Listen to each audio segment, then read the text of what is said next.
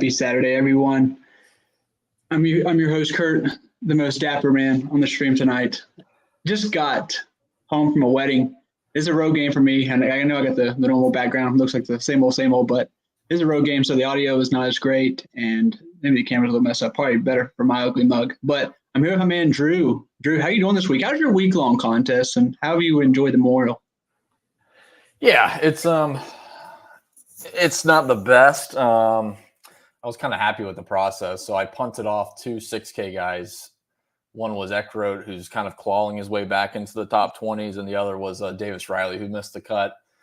So 5 of 6 on the main team this week. So not the worst, but obviously trying to get with a pretty generous cut line, all things considered, trying to squeeze in a 6 of 6 with Scotty. You kind of got to punt off two guys. So unfortunately didn't quite get there, but we're attacking Showdown, and it's been pretty fun. Unfortunately, you just kind of got to keep going back to Scotty, but otherwise, it's been a fun week getting ready for the U.S. Open next week. So what about you? How's your teams looking?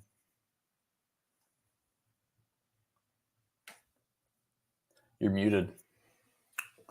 Too bad. You're still muted. Oh gosh. Oh, that's embarrassing. So I had 33%, 6 out of 6 rate, so a little bit above the field. So that's good, right? It's cool. Yeah. All my 6 out of 6s were dust today, and then all my 5 out of 6s just absolutely scorched earth. Putnam, Lowry, they all put up big scores. Maybe not. Putnam gave a lot back, but all put up big scores. Like Jason Day, a lot of guys, my 5 out of 6s just crushed everybody. I don't think anyone really shot more than 2 over par, and that was just a couple guys. So we had that some weeks. Curious to see how tomorrow kind of folds out, but we live and die by Showdown. Let's be honest. Well, I will say I do feel like I keep bouncing back and forth with Showdown. I'll play. I didn't play Finau on Friday. I played Jason Day, and then it's the opposite today, where you should go right back to Jason Day.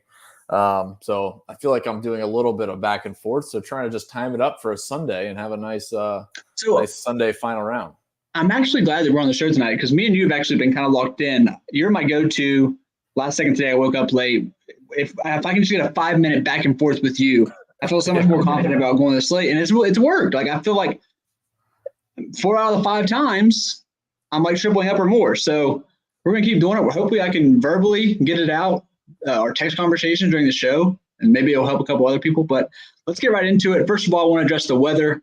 Drew doesn't really think it's that big of a deal, but they're showing us the same winds at 15 to 16 in the afternoon, to 5 miles per hour more. But I'm more worried about the gusts that it could possibly bring. The course has already played hard as shit. Jack's done that on purpose. They're probably not going to water anything. He's just going to make it tough as hell tomorrow. But now there's also a little more wind than there has been this week. So it's going to be super, super tough. You got Scotty 13K up there. If it's going to play tough, you want Scotty. He's already in first. What are you doing with Scotty tomorrow, Drew? Yeah, I don't see a way you don't play Scotty at 13,000. Obviously, he's got a nice sizable lead. He's going to be popular already, but I just don't see him moving backwards. I don't see anyone catching him. I think if someone was making a move, he could make an equal or better move. He's just looking through everything. He's miles ahead of everybody. It's been the same way all year. I just don't know. If you're MMEing, I guess you would maybe go slightly overweight the field and just, have a few lineups of outs if he shoots 75 or something like that. But I just don't see that being in the cards for him. So anything you're building, I would probably, generally speaking, I would say start with a value just to see what kind of cheap plays you can find. I think for tomorrow, you start with Scotty and then figure out how to build from there. I think he's a must, honestly. Yeah, on a week where it's not going to not on a week, on a day where we don't think it's going to be that much scoring as it usually is, but still lock up the placement points, lock up the best player in the world, just figure it the hell out. And the whole top 5 here, I don't want to go too far down, but you're not getting anyone cheap like you have in the past. They just throw in a random guy as top 5 and you get him for 6,800. That's not the case, Drew. We got 8,400 Adam Hadwin, and then T2 tied with home workout 9,700. And it's Seb Straka 7,800. There's no real relief here. So if we look at the stats here, what are we doing with the rest of the top five? Because I don't really think I want to jam in another true spend here. Colin, you go both those guys. You're left with 6,800 per. I don't know if I love that. Do you? I don't. No, I would. The first guy that sticks out is Sepp Straka. I've been playing him. I played him for the full week teams. I've been playing him every day in Showdown. His driving accuracy and green regulation numbers are phenomenal. The proximity numbers are probably in the top 10, behind Scotty and Thagala and a couple other guys. But I think Sepp stands out, and at 7,800, he provides some value. The other thing, too, is like if I'm going to play Scotty, I probably really don't want to play many guys in this range anyways. Like I probably want to find values that are teeing off earlier and can shoot, 3 or 4 under with like 5 or 6 birdies. Like the birdie fantasy points is such a big bonus. And I think if we can get off a couple guys that are, teeing off a little bit earlier, around 9 or 10 o'clock in the morning, and just hopefully they can make 5 birdies. So I'm not too if I'm going to play Scotty up here, which I am, I'm not too concerned if I don't play anyone in this range. Obviously, pairing him with Xander is almost impossible. Morikawa is still priced up there. But for me, I think Sepp stands out a lot. I think Sepp is going to be an anchor in every team I build. It would probably be Scotty and Sepp. And it's probably going to be the same for a lot of people. But I think that's like such a safe starting point. Yeah, well, I think wasn't Sepp one of the last guys we went back and forth on today? The last Sepp? Yeah, the last couple of days, because it was between him and Bez, and I've been playing him and Bez. I missed the Bez day that hurt. The Bez day hurt, man. It does seem like some of these guys, they get the one day, and then you kind of can't chase it. It's not coming back, unfortunately. But Sepp's been so solid every single day. He's used to being up here. Like he's either up here or he's like just terrible. So I mean, it's not like this isn't something new for him, obviously. And usually it's in like some of the bigger boy tournaments too. He sticks around, so I don't mind that for 7,800. Like I said, we don't really have much relief. I can't pay 10-8 for Xander. The next guy up here for me, Adam Hadwin. I keep fading him. I'm sorry. What's the proximity for Adam Hadwin? Can you tell me that? All 3 rounds. What's the proximity for him? And by proximity, can you explain what we mean by proximity, Drew? Yeah, so I look at a couple things. So the overall proximity, he's beating the field. He's at 28.5 feet. On average. But what I like to do is like compare it to buckets. So, if you and I were playing a round of golf, I don't really care about your strokes gained off the tee or approach. I want to know like how many birdie looks did you have inside of 15 feet compared to me? And that's kind of what I look at. So I'll compare 15 feet, 20 feet, 25 feet just to see who stands out above the rest. So Hadwin has 13, which is far below the top guys up here. You're about 3 or 4 below the top guys up in this top 10 range. So he's actually not been doing that well besides round 1, which is surprising looking at his strokes gained. He has not been hitting it consistently inside of like 15 feet, which is what I'm most concerned about. Proximity, you can easily hit a couple to like 2 feet and it starts to skew it. Same with strokes gained approach. So for me, just looking at the buckets, and for me this week, it's 20 feet. Been peaking at 15 feet, but this golf course is pretty tough. I don't usually look at 15 feet for the tougher courses, but 20 and 25 feet is where I'm looking at. But yeah, I'm with you on an Adam Hadwin fade. Been fading him since Thursday. 8,400. I don't care. I'll go right back to fading him tomorrow. We know what Adam Hadwin can do and not do. Yeah. So it's really not an uncomfortable fade in my mind. And that's why sometimes we're using Data Golf right here for the screenshot, guys. It's free info. Data Golf live stats. They'll show you all this. You can go to round 1, round 2, round 3. That's why sometimes the stats can be a little misleading. And PGAShowdown.com will show you all the proximity stuff. So like it showed Adam Hadwin been killed on approach for the event. It's carried a lot by the round 1. Obviously he gained. I mean, look at that. Oh my God. I mean, he's really carried by that round 1 performance. He actually gained only a little bit round 2, round 3, gained a little bit more, but yeah, I'm fine with the fade. It's going to be chalky. My second guy up here, I know. Yeah, to be fair, he backed it up in round 2, but it's not lost. He's still been gaining on approach. Yeah, but it's an ownership fade for me tomorrow. And, I like Gobert up here. I know he's expensive. I don't really care what the stats show for him. I know he's a baller. I know he's in tough conditions. No one can really do what him and Scotty can do. So if I am jamming 2 up here, I think mine's going to be Gobert. How about you? Like that. 9,500 is feasible. We can make it work with 9,500. That's like the cutoff, right? Like it's like You really don't. I mean, Collins like a lot. So like 95. Give me that extra 200 to do something. Yeah, I was going to try to throw one together as we talk through this. Because, yeah, I mean, like, obviously you're going to need some values. And Scotty, Sepp Straka makes sense. But then, like, what can you do after that? Because, like, if you jam in a 10K guy, you're really back to, like, low 6Ks. And that's a lot. That's a lot of 6K punts to try to get home. So I think Aberg at 9,500 actually a pretty comfortable build. I wanted to see what was left. Give me just a second. So we got, yeah. So Scheffler and Aberg leaves 68.75 total, which seems like, not a lot. Yeah, Perez right there, though. Okay, look, we got to talk about Perez because I faded that last week where Perez went off around 4 up here? I think it was. Yeah. Because you were talking to me about it. Bro, oh my God. Perez day. Don't show those texts. Do not show those texts to the chat, please. I was absolutely just going in on Victor Perez. So I'll tell you what, if he comes out tomorrow and does absolutely horrendous, it's a much tougher course. It's not because of course. You got to fade Perez. You're done, buddy. You get lock button. Your career's over. All right. Yeah, so I'm playing Victor Perez, 6,300. What's the proximity stats for him look like? Not good. He's got 7 inside of 15 I don't feet. Care. Yeah, it's not good. So, and what's cool is I like looking at this. It's not a staple, but I do like looking at this. So there's a distance of approach, and his average distance of approach is 181 yards, and it's like 10 yards or 11 yards longer than every other player in the top 15.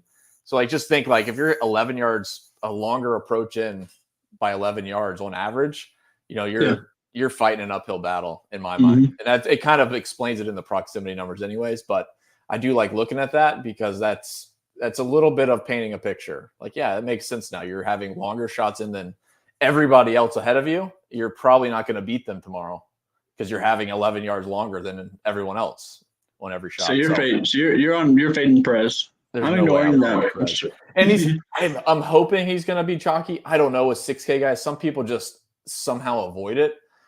And he's only 17%, which I don't necessarily would consider chalky on a. I don't think he's going to be 7. I think he'll be more. I hope he is more. I'm just saying, like, he'll end up coming in like 17 or 15, and you don't feel like you gained as much. But yeah, I'm hoping he's chalky. It's an easy fade. Okay, so Thigala is not an easy fade. We're going to break it in. Yeah, so we're going to break it into smaller groups. We're going to keep talking about TC because, I really don't think there's going to be much scoring tomorrow. So the guys at the real bottom, it's going to be a really quick wrap from there. So before we get into the rest of the T7s, I'm going to go ahead and talk about some questions. Fleetwood catching fire tomorrow. Hey, Fleetwood on Sundays. Do you like that? Yeah, I don't mind that. We'll talk about it more in depth later, obviously. But what happened to Keegan today? I actually was under on Keegan today, so I was fine with it. I got a little bit, but I didn't realize how highly under it's going to be, so I ended up coming under. So I was cool with it. Lock Scotty with Fee now. We already talked about Scotty. We'll address Fee now here shortly. I think you're going to be on day over Fee now. So rest of T7s, you're not liking Perez. What you're seeing from Thigala has got your attention. Yeah. Talk to us. Yeah. I like Thigala. I liked him going into today. Liked him going into Friday as well. He is second behind Scotty in proximities inside of 20 feet, 25 feet, and 30 feet, which is more or less just a consistency stat. So I think there's a lot of upside for Thigala, and at 9K, again, provides some value. It would be one of those where you're playing Scotty with Aubert, or you're playing Scotty with Thigala in my mind. And obviously Thigala is a little bit cheaper, so it makes it work. So I think Thigala, this isn't like a prototypical course for him, but I think he's just been playing so much better this year overall. I think this is fantastic. He's hitting more fairways than like 80%, 85% of the field. And like I said, that's crazy to me. Our second. Yeah. He's hitting that was my biggest thing. That's my big. I'm sorry. This is my biggest thing with him. Like I was always terrified of the absolutely horrendous opportunity.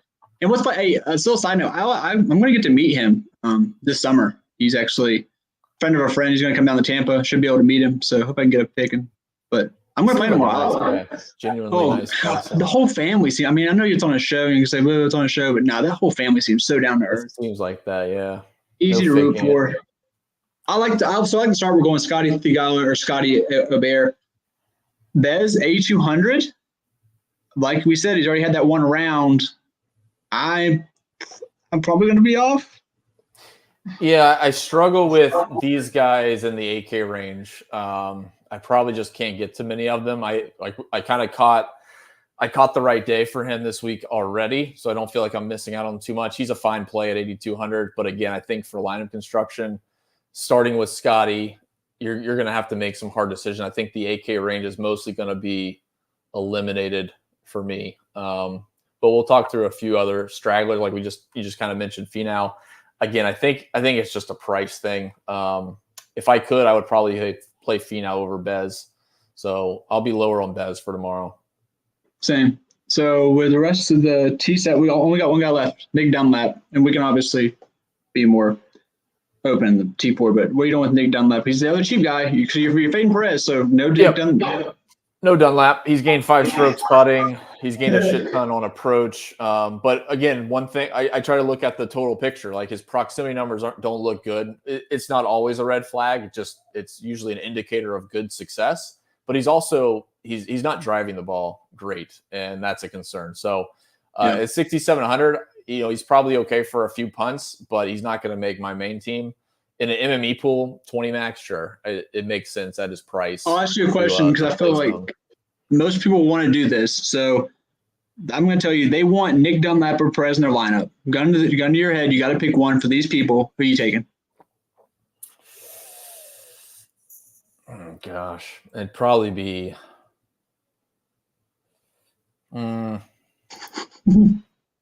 Give me 5 seconds and I'll make a decision. I'll go Perez. Yeah, it'll be Perez. Boom. You can say $400. You hate both, but I'll go Perez too. Okay. I think Perez has a higher floor, which is funny for a Nick Dunlap type that's won out of college. But his numbers off the tee are concerning. Like, I could see a couple. You can't do that tomorrow. I mean, you can't afford that. So T11 and T14, we'll start getting a little bit more broad here. A lot of ball strikers, Drew. A lot of ball strikers. We got Sunday AM coming off the nut round. I was overweight on him, so that was nice. Shane Lowry holding out from everywhere, from outer space today. I don't know what happened there.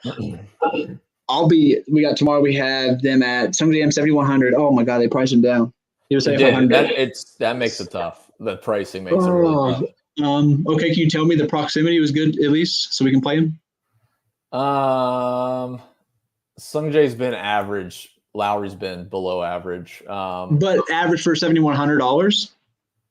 No, just the field. The price again is a big thing. Shane holding out screws a lot of things up. So I probably just wouldn't play any Shane tomorrow. And I'm not going to play Sungjae either.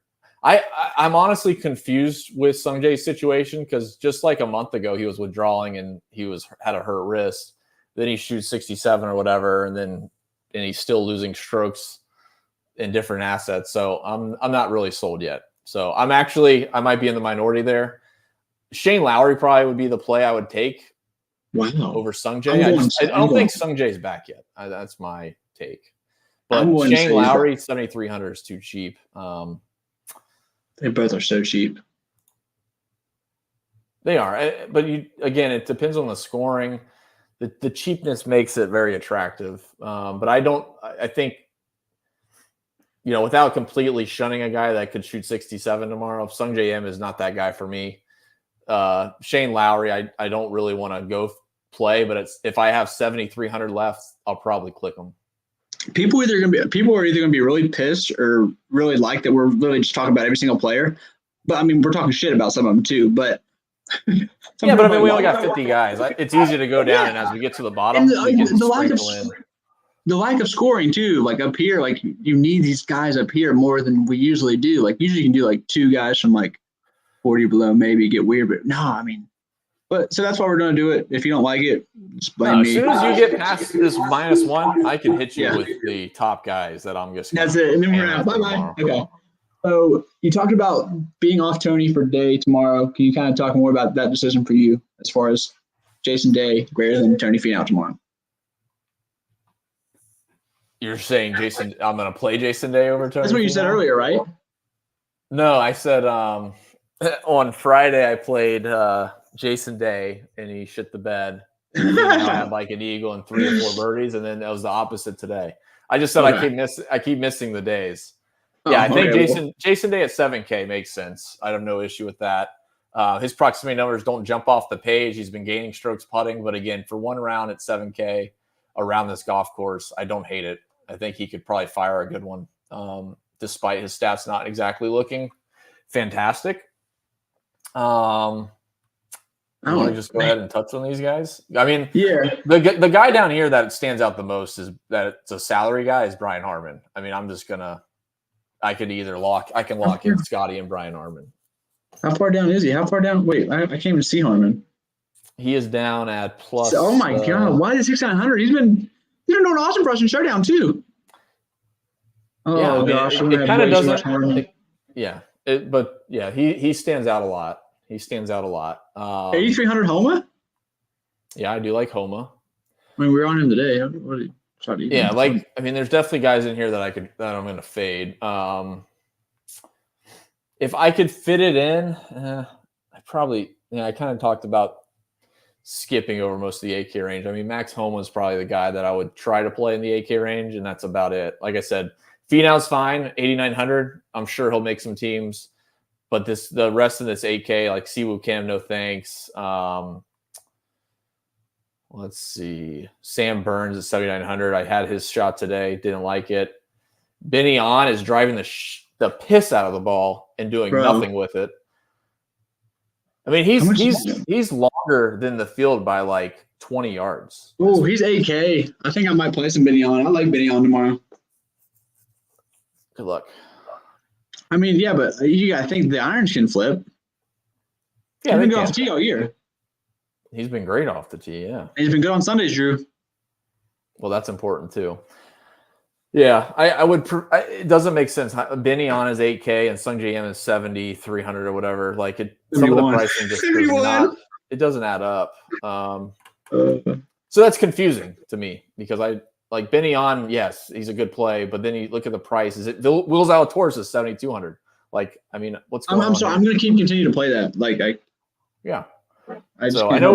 I know we're jumping around, but like for me, the guys that really stand out, Homa has stood out the last couple of days at 8,300. And then at +1, Brian Harmon a lot. I mean, Brian Harmon, he's still losing strokes putting. And again, I'm not big on just like trying to look for regression in putting, but look at the opportunities. I mean, he's had more opportunities inside of 15 feet than everybody except Scheffler. With 14, Scheffler's had 18. And inside of 10 feet, Scheffler's had 13 and Brian Harmon's had 10.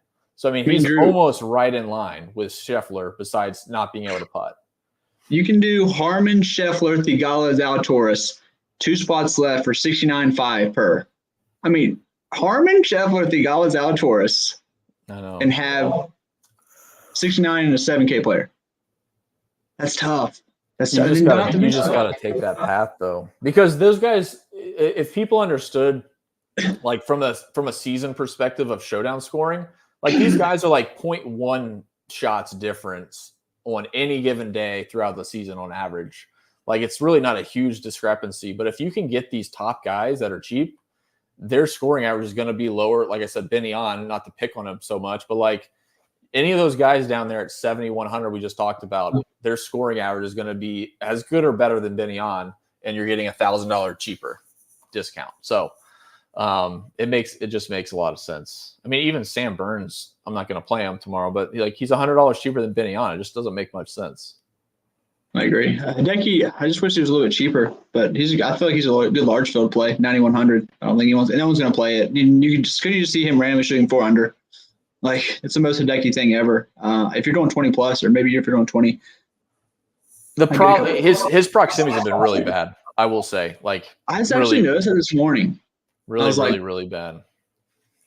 He's only had 8 inside of 20 feet. But at 9,100, I can't play him just on a hope that he goes low. Like, there's other plays in 9K that I could try.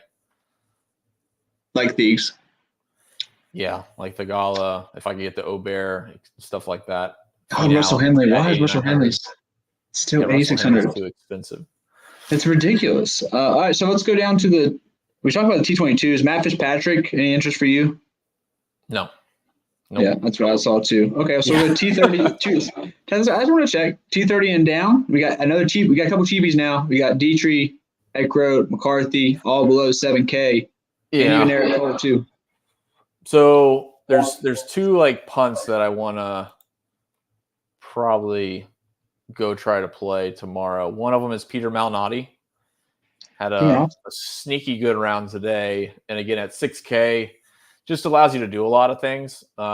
He can shoot even par or 1 or 2 over, but as long as he has 4 or 5 birdies, today he had 5 birdies. That will definitely help the DraftKings scoring. So I think Maldani is actually a fantastic showdown play for tomorrow. For one, it's because of the slate.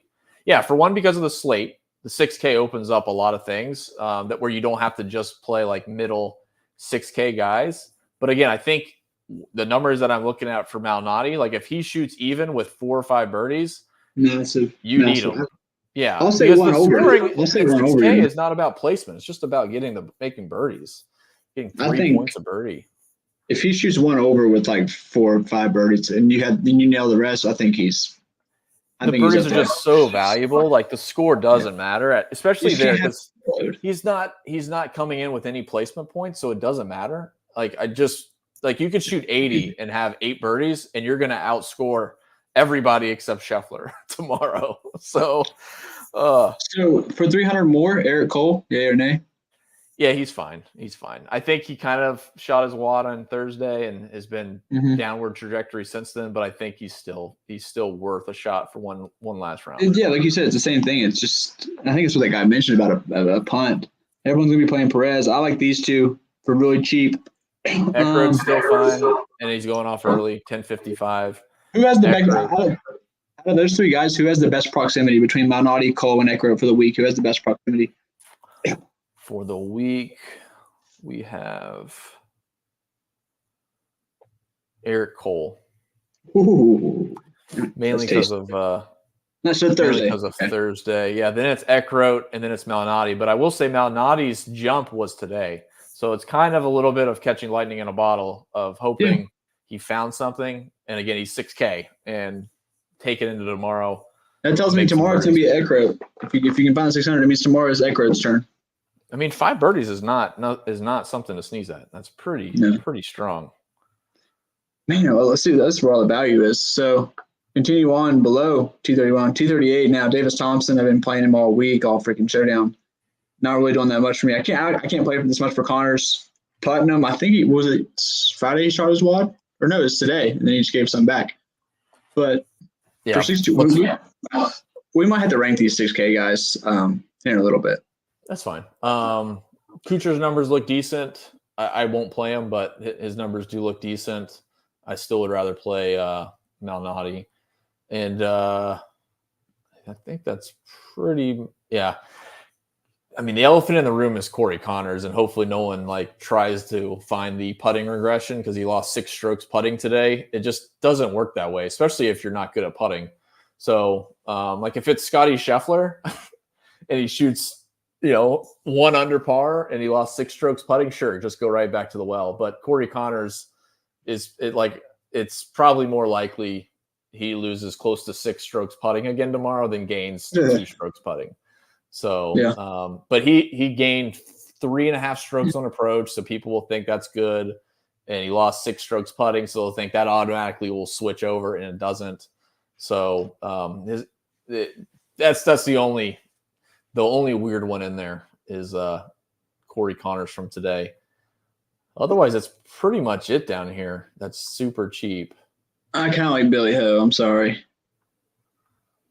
I don't like much in that range. So if I fall in 700-600 in that mid range, and I already have Zalator and you won't play him. I'll play Share Billy. He's a winner 30,000 years ago. He won. Remember, he won this one 30,000 years ago. Yes. Look at the Sunday scoring, Drew. Oh, Billy Ho. We did this last week. What did he do for us last week? Yeah, 72. Week before that, he was good to us, the PGA. I'll play some Billy Ho. Not a lot, because there's so many good guys in the 7K range, but that's what I would say. So if if I built a lineup and let's say I landed on 7,600 on the number, and I already had Zalatoris or Lowry or M or Hoagie, like some of those good guys down there, I would probably rebuild that lineup to not have Billy Ho. I do that a lot. It's like, how about you eat a Frank and let me play my Billy Ho? And when he shoots 400 tomorrow, I'm going to go to freaking Orlando and give you the. How about that? No, he's probably going to shoot like 10 over, but like I said, I'm going to play him. There's one more question I had for you, sir. As far as down here, maybe that was it from down here. Actually, it's probably worth a shot. If you had 7,700 left instead of 7,600 left, actually, is probably the play. I will say that's the more safe play, but I'm an idiot. And here's a question for you: Will Zalatoris or Shane Lowry tomorrow? I'm Zalatoris. Zalatoris. Okay, so if there's no more questions, guys, you can throw them in the chat. If not, I think is it show core time, or should we rank these 6K guys? Because Nick Taylor's down there too. Yeah, I mean we can rank them. I'm going to go Ekro, Cole, Malnati, which is just actually, you know what? I'll go Malnati just for the savings. So Ekro, Malnati, Cole, and then Taylor Putnam. We talking like the guys below. Yeah, we're not talking about Perez. We're not talking to like Perez and the other guys now. Okay. Because you're only going to play one of these guys down here. You're not going to play two in a lineup. Probably just going to be one of the 6K guys down here. Probably. Yeah, I would say Malnati, Eckroat, Cole. And then honorable mention, Kuchar. Yeah. You got me kind of – because I played him in one today. He didn't do bad. I mean, the goes off, like I said, I mean, it doesn't sound early, but like 10-10, you're going off at 10 in the morning.